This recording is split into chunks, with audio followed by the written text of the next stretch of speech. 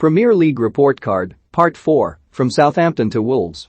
The new Premier League season is upon us with all the giddy excitement and optimism that brings. We can expect the usual drama from the self-styled best league in the world where, as we've seen time and time again, anyone can beat anyone. Manchester City will be looking to defend their title, but can expect to be pushing hard by Manchester United, Liverpool and reigning European champions Chelsea. FA Cup holders Leicester City will again be trying to crack the top four, leading a cluster of sides with designs on qualifying for Europe.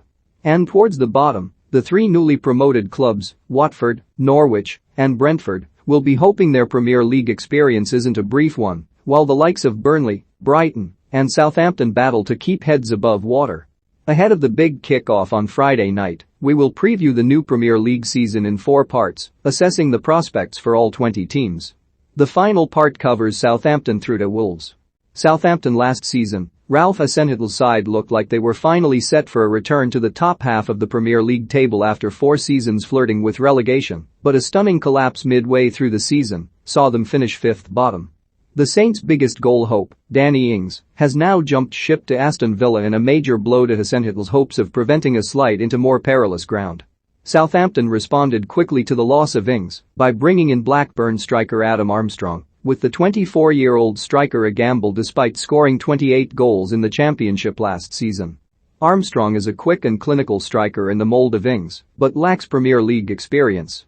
Che Adams struggled to make an impact straight away after making the step up from Tier 2 to 1, even with Ings alongside him. The Saints need Armstrong to step up quicker or for Adams to install himself in Ings' role. The Saints' strike force could be also helped by Armando Broja, arriving on loan from Chelsea after 10 goals in the Eredivisie last season for Vitesse Arnhem, but then there are problems at the back too.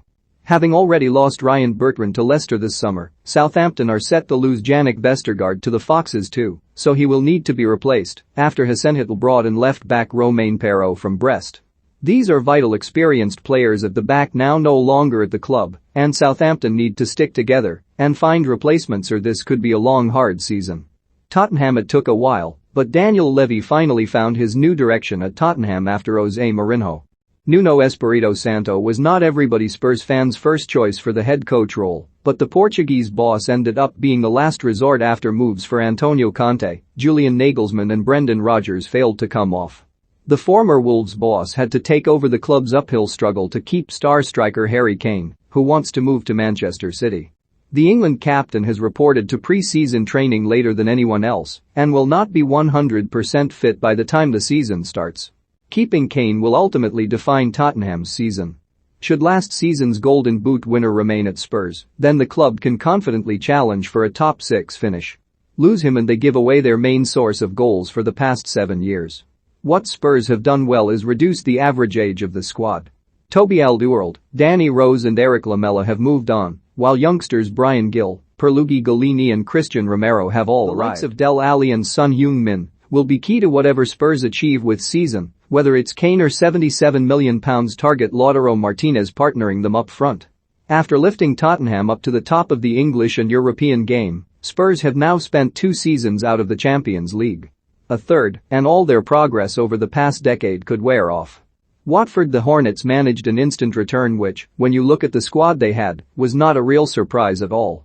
Watford edged Brentford to an automatic promotion spot last term, with the likes of Ismaila Sarr, Ben Foster and Tom Cleverley remaining at the club in the second tier. Sarr, linked with the likes of Liverpool and Crystal Palace for £30 million this time last year, will be their key source of goals alongside forward João Pedro, who netted 9 times in the Championship last term. However, the pair are still young, so require experience alongside them to relieve the pressure on them. Club captain and talisman Troy Deeney will bring that alongside new striker signings Ashley Fletcher, Joshua King, Emmanuel Dennis. Fellow arrivals Imran Louza and Peter Atibo, the latter on loan from Stoke, will bolster the midfield, while Danny Rose brings experience at the back. With a very difficult run of fixtures in November and December, Spanish boss Xisco needs a good set of results in their first 10 games, where they only play 2 top 6 sides, or the trigger-happy Watford owners will yield the axe before Christmas again. West Ham last season could not have gone any better for the Hammers, who are finally clicking into gear at their new stadium with David Moyes at the helm. A small collapse which denied them Champions League football, maybe a small black spot on the last campaign, but a first-ever Europa League group stage campaign awaits for the West Ham fans this autumn.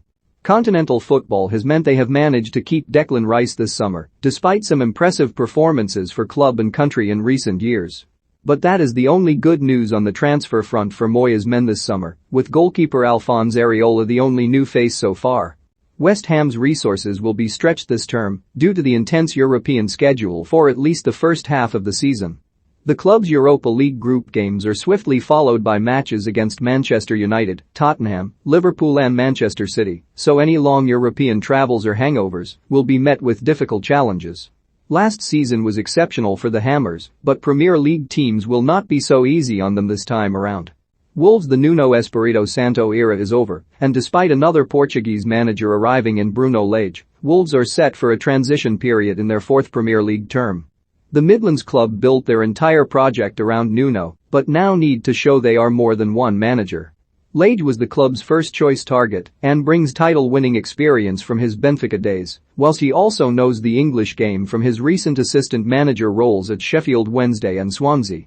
The club lost goalkeeper Rui Patricio to Roma, with Olympiacos' José Sá arriving in his place, while the club's most exciting transfer of the summer is the loan deal for Barcelona forward Francisco Trincao, who was deemed surplus to requirements at the Camp Nou.